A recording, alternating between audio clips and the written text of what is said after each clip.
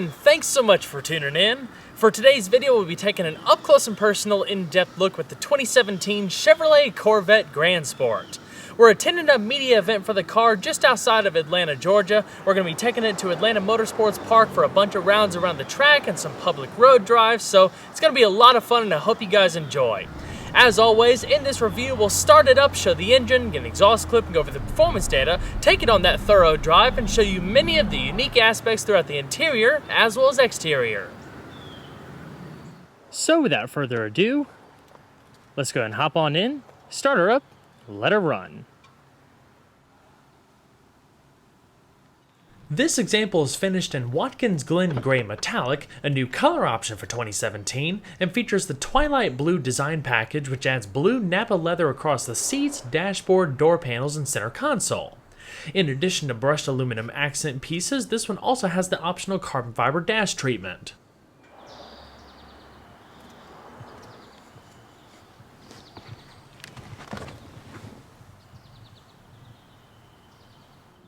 To start, just make sure you have the key fob within the interior, then simply put your foot on the brake and clutch, and hit the dash mounted button to go.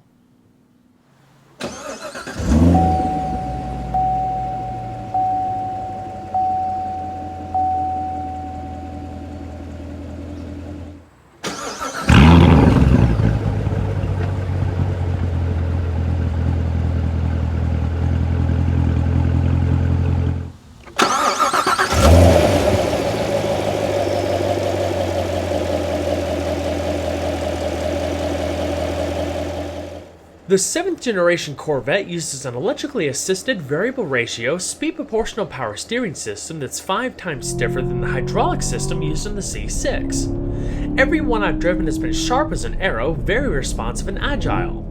This is especially true with the Grand Sport, which partly owes its handling prowess to the Z06, as the two share a number of dynamic components.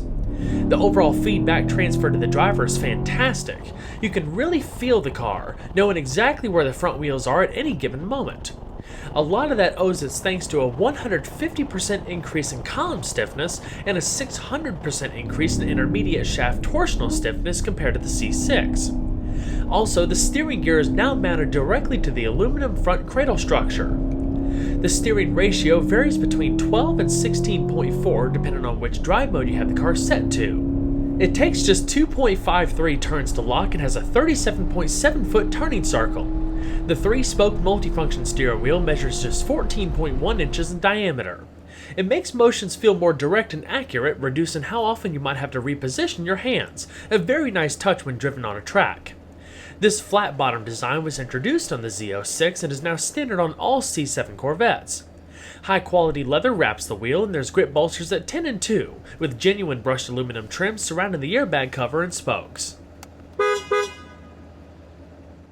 Like any new Corvette, the Grand Sport is offered with your choice of 2 transmissions, including an excellent 7-speed manual with active rev matching or a Hydromatic 8L90 8-speed automatic with paddle shifters. It also encompasses all of the goodies that you'd find in Stingrays equipped with the Z51 performance package, such as shorter gearing for the 7-speed, coolers for the differential and transmission, and a 3-mode electronic limited slip differential that divides the torque between the rear wheels to the one with the most traction. The final drive ratio for the manual is 3.42 to 1. Active Rev Match continues to be one of my favorite features on the manual-equipped Corvettes and Gen 6 Camaros. It's engaged by a set of paddles behind the steering wheel labeled Rev Match. They're the same paddles that would allow you to shift the car manually when equipped with the automatic. Pull on either paddle and the white gear indicator will illuminate orange within the instrument cluster. Then all you have to do when downshifting is to depress the clutch and change gears. The car does the rest. In other words, you don't need to manually rev match. It emits a prominent throttle blip and maintains the car's velocity more effectively through tight corners. Of course, you can still rev match yourself by leaving the system off. One thing to note with rev matching though is that it's purely for performance, so when activated, downshifting the car will not slow it down. For this reason, I recommend deactivating rev matching if you're driving on steep grades. The 7-speed uses a dual-mass flywheel and twin-disc clutch to improve response, shift quality, and reduce friction. Like the Tremec TR6060 in the Gen 6 Camaro, it's a blast to drive.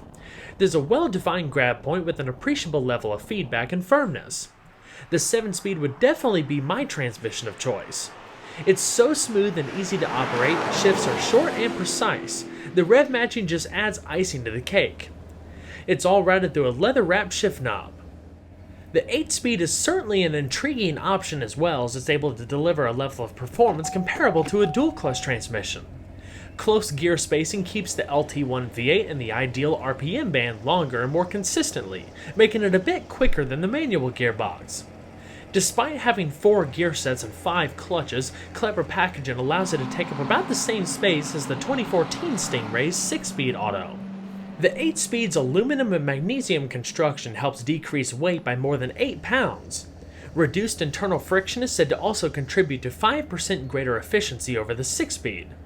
A backup camera with adaptive guidance lines is standard on all trims, but a new front curve view system is also available. Just introduced last year, it includes cameras mounted on the front bumper. Behind the gearbox is your drive mode select switch, where the driver can toggle between weather, eco, tour, sport, and track. It affects 12 different parameters from throttle response, steering resistance, magnetic ride control, exhaust mode, and the StabiliTrak system to launch control and so much more. The drive modes can also be synced up with the reconfigurable instrument cluster that offers 3 different layouts of gauges. It's pretty cool. We'll cover that a little bit more later in the video. If desired, you can also turn traction control off and activate a competitive mode for track days, similar to the 2016 Camaro SS. Activating the performance traction management system, though, takes this a step further by working with the limited slip differential to offer 5 settings of torque reduction and brake intervention. This fine-tunes the car for the track days based on your skill level. So let's go ahead and flip on the automatic LED accented projector headlamps and the hazards.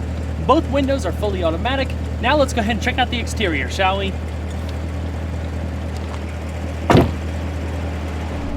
So the Grand Sport is basically the sweet spot in the Gen 7 Corvette lineup. It combines the best aspects of your standard Stingray and the Z06 to create a really amazing track weapon.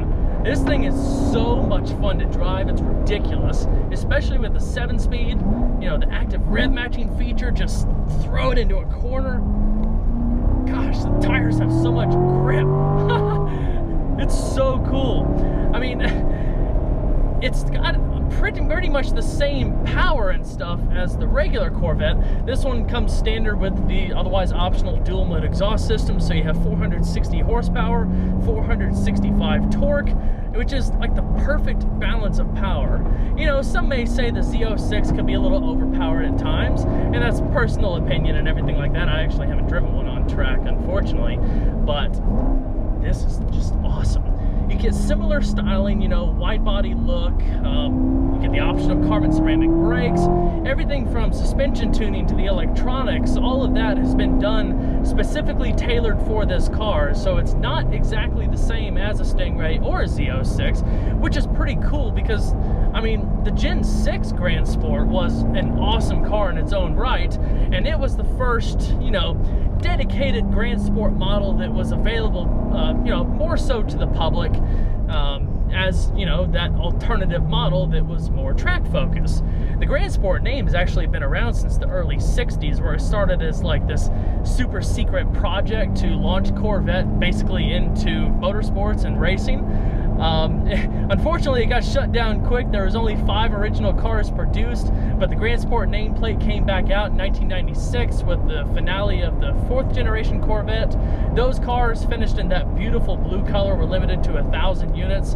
Of course, after that with the C5, Corvette started getting more involved in racing, into the C6, then you had the introduction of the C6 Grand Sport, and now you have this one. This car is so well-rounded, it drives so good, as we'll talk about more with the wheels, tires, brakes, suspension, like engine performance, fuel economy, and all of that coming up next. Gosh, just everything about this car I love. It's just awesome. Most of the C7's body panels are made from a new, lightweight, sheet-molded composite, while carbon fiber is used for the hood and the roof. This not only added an extra measure of rigidity to the body itself, but it also shaved 37 pounds over the C6. Underneath is an all-new aluminum chassis that's 99 pounds lighter and 22% stiffer than the aluminum-intensive chassis used in the C6 Z06. It's designed and built in-house at GM's Bowling Green, Kentucky assembly plant. Stiffness for the convertible is even increased by 57% without requiring any mechanical changes or additional reinforcements. Despite an extra 60 pounds or so over the coupe, they're practically identical in all performance and capability measures. One important change with the convertible is the repositioning of the transmission and differential coolers from the fenders to the underbody. They vent out through the tail lamp housings and the outlets at the outer edges of the lower rear fascia. The powered soft top can perform its duty in 21 seconds at speeds of up to 30 miles per hour. It's stored underneath a body-colored tonneau cover. With the top lowered, flowing uninterrupted lines create a boat tail silhouette across the trunk lid. The C7 is slightly larger than the C6, gaining 2.4 inches in length and 1 inch in width.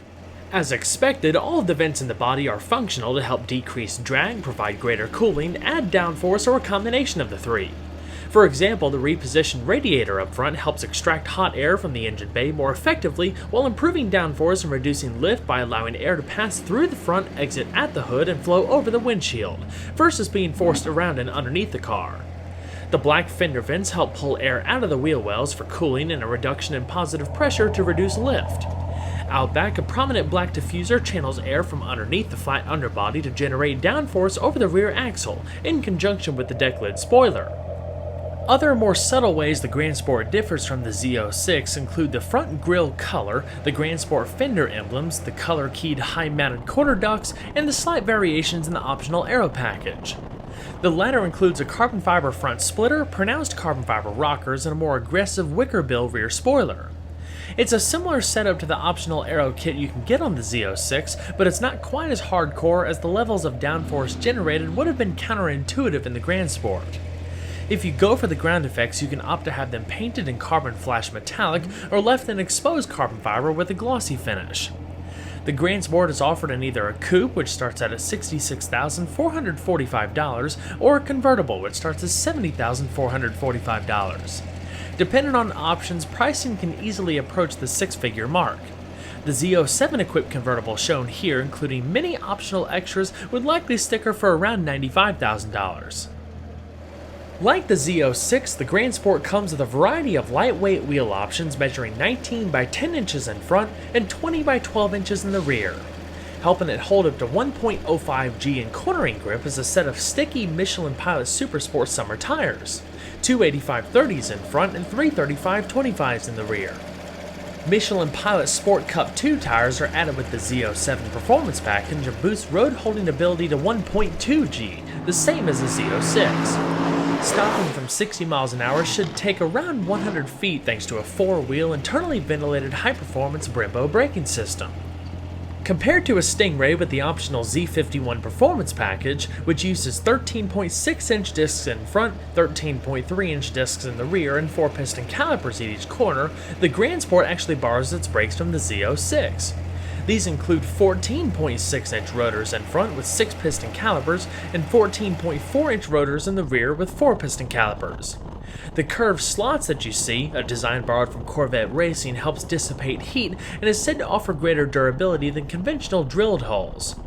To further reduce fade under harder track use, there's ductwork in the front grille and underneath the car to direct cool air to the brakes. On top of that, by adding the optional Z07 package, you also get the same cross-drilled and internally ventilated carbon ceramic discs that are available in the Z06. They measure 15.5 inches in front and 15.3 inches in the rear, and are claimed to stop the car from 60 miles an hour in just under 100 feet.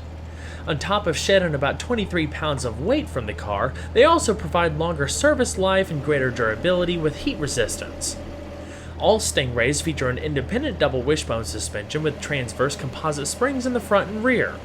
The solid upper and hollow lower control arms, as well as the rear toe links, are cast from aluminum for reduced unsprung mass. Hollow cast aluminum front and rear cradles reduce weight by 25% compared to the previous solid units, while boosting stiffness by 20%.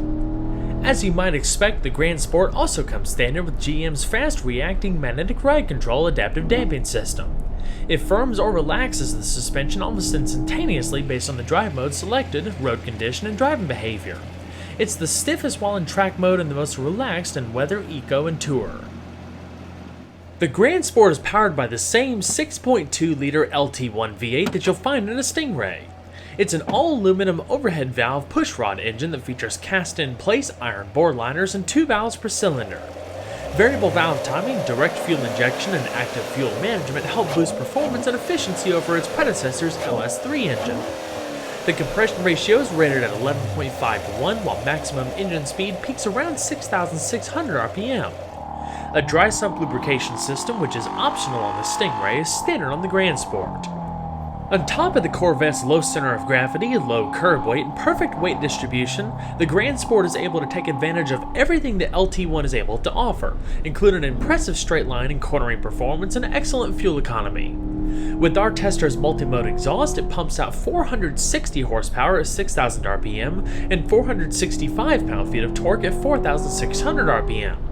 This allows the Grand Sport to accelerate to 60 miles an hour in as low as 3.6 seconds and fly through the quarter mile in 11.8 seconds at 118 miles per hour.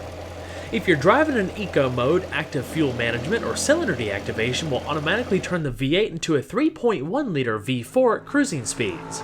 In this mode, the LT1 is producing 126 horsepower and 221 pound-feet of torque at 3,000 RPM, perfectly capable for maintaining higher speeds. The Grand Sport's 2.75-inch diameter multi-mode exhaust system features vacuum-controlled valves that bypass the mufflers under harder acceleration. It sounds incredible, especially in track mode.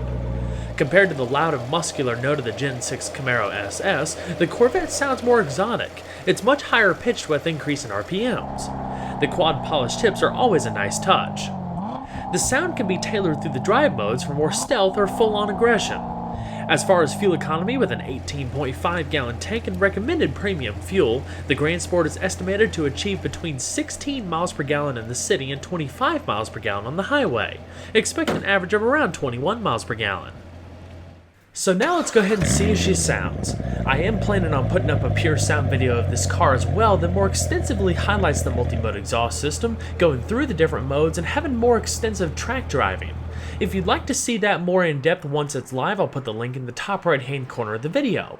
In the meantime, if you'd like to just see the different modes more in depth, you can check out my pure sound of the 2016 Corvette Stingray. The link is also found in the top right hand corner of the video.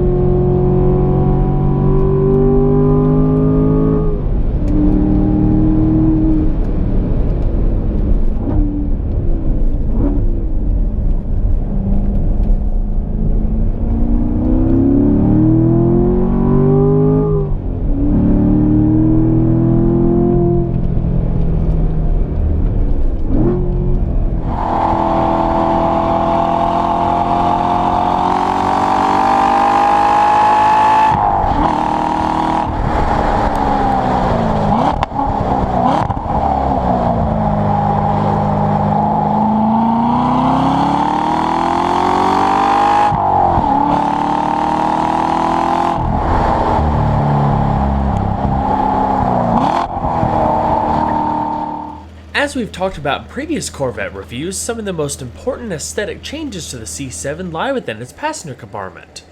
The completely redesigned interior is a huge departure over the C6 in terms of build quality, comfort, and available features. My favorite thing about it is how driver-focused it really is. Especially when looking at it from the outside, there's a clear distinction between the driver and passenger area. You can see this how the dash wraps around the driver, which also yields unique door designs for each side. In the middle, a large grip handle divides things even further. Because of this, the passenger actually has separate controls for the temperature and climate-controlled seats, so they're easy to reach. The vast majority of surfaces are now finished in soft-touch material or wrapped in hand-stitched leather with available accent stitching. Genuine carbon fiber is available for the dash, as you see on our tester, along with plenty of standard brushed aluminum trim. Another big plus is that, despite all the additional technology, the Corvette's interior remains relatively simple. The ergonomics flow well, making everything easy to reach and use. There's not a single piece of the interior carried over from the C6, which gives the C7 the modern, new age feel is so desperately needed to compete with more premium marques. Another big leap for the C7 is passenger comfort. Chevrolet offers two different seat styles for greater customizability. The standard GT seat, like we've experienced in prior videos, has a nice blend of padding and lateral grip for everyday use. However, the available competition seat, as shown here, is more of a motorsports design with racing harness ports in the backrest and more lateral grip under high-speed cornering. In general, they're firmer than the GT seat, but they still maintain a high degree of comfort on longer trips. Full power adjustment, including lumbar for the driver and passenger, certainly helps. The seats now utilize magnesium frames and a stiffer structure to prevent flexing and bending while shaving a bit of weight. In creating more passenger space, the side airbags are repositioned to a separate entity mounted on the outer bolsters of the seats rather than being integrated into the cushion. There's 4 airbags through the interior, including 2 side and 2 front mounted airbags. The Grand Sport is also available with the Corvette's full color palette inside and out, including 2-tone leather combinations such as Kalahari, red, and this blue. For something a bit more exclusive, the limited run Grand Sport Collector's Edition has this very striking tension blue leather interior. I've already covered the interior tech in much greater depth during my review of the 2016 Stingray convertible, so if you'd like to see how everything works, including the reconfigurable instrument cluster, the infotainment system, climate control, and more, be sure to check out the link in the top right hand corner of the video. Alrighty, let's go ahead and shut her down. We'll hop out and check out trunk space. Cargo space for the Corvette has always been pretty good for what it is. Open up the hatch and you'll find around 15 cubic feet of space, which drops to 10 cubic feet in the convertible. It's also illuminated and has a 12-volt power outlet. An interesting fact, I'm not sure if this also applies to the convertible or just the coupe, but Chevrolet has implemented the use of shape metal alloys to perform various functions. For example, the heat generated by the cargo lamps cause a metal alloy wire to alter its shape, thus opening up a pressure release flap to make closing the trunk easier. After it's shut, it returns to its normal form and the flap closes. Well everyone, I hope you enjoyed the in-depth look at the 2017 Chevrolet Corvette Grand Sport. Be sure to stay tuned next time, there's always a lot more where that came from. Take care everyone.